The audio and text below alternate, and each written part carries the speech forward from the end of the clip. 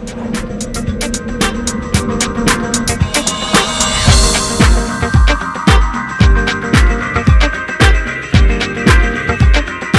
Vinuesa, bonjour. Bonjour. On va se tutoyer parce qu'on commence à se connaître, ouais, c'est vrai, à se connaître pas mal. Tu peux nous dire quelques mots en espagnol? Hola, ¿qué tal? Helico micro, ¿cómo estáis? Très bien.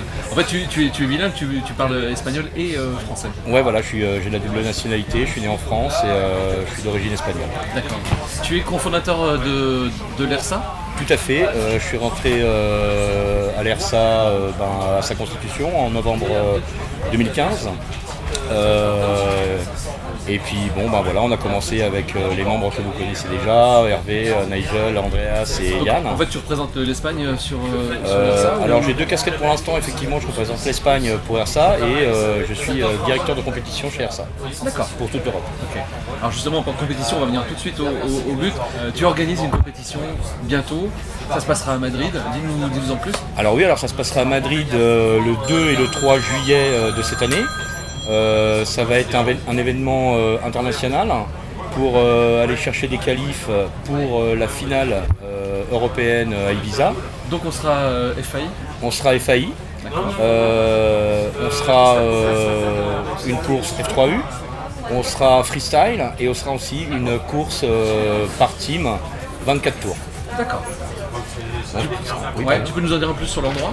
Alors l'endroit, ça va être à peu près à 30 km de Madrid, donc c'est ce qui fait que ça va être assez simple pour les gens de venir de toute l'Europe. On peut y aller, il y a des transports, il y a des moyens de déplacement faciles alors, pour venir. tout à fait. De l'aéroport, il y a des trains qui partent pour aller jusqu'à l'Escorial, donc le lieu ça s'appelle l'Escorial. Et ensuite, il y aura des navettes du train jusqu'au camping Resort Escorial. Excellent. Donc là-bas, il y aura toutes les installations de course. Et ensuite, les pilotes seront quand même dans un grand domaine, donc qui compte plusieurs piscines, restaurants, etc., etc. Les pilotes peuvent venir accompagner du coup. Bien sûr. Donc le pilote, effectivement, il peut se faire le week-end pour voler. Et bien souvent, on pense pas beaucoup aux familles. Les pilotes voyagent seuls. Et là, ça sera vraiment un endroit pour emmener les enfants, les compagnes ou alors les compagnons des pilotes. Et j'ai vu sur les plans que tu m'as montré qu'il y avait des éléments de décor naturel. En fait, il y avait des arbres. Tout à fait. Ce qui change un peu des compétitions habituelles où on se retrouve avec des air gates, des beach flags qui sont quand même pas naturels du tout. Donc on reviendra sur les beach flags et sur les air gates, mais on va aussi utiliser les éléments naturels sur place.